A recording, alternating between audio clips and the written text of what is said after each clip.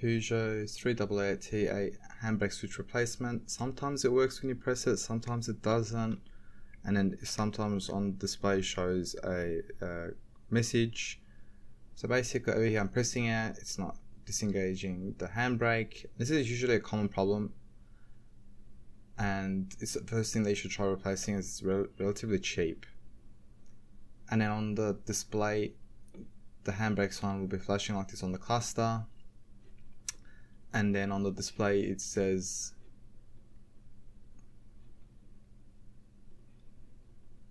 parking brake control faulty, auto parking activated.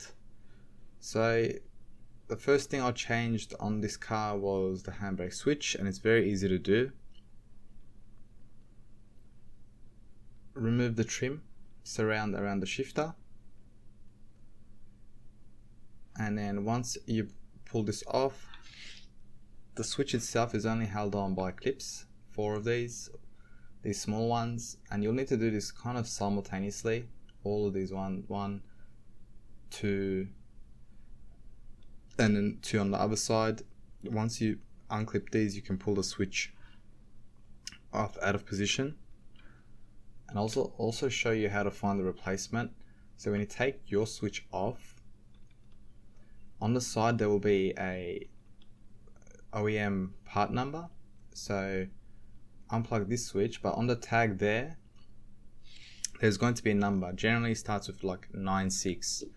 So on this one it was 96 and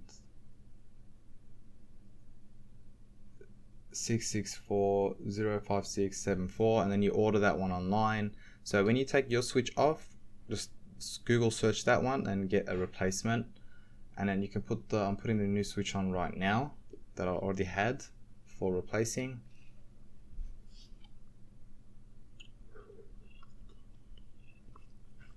And then put it into position, and then put the trim back on as well.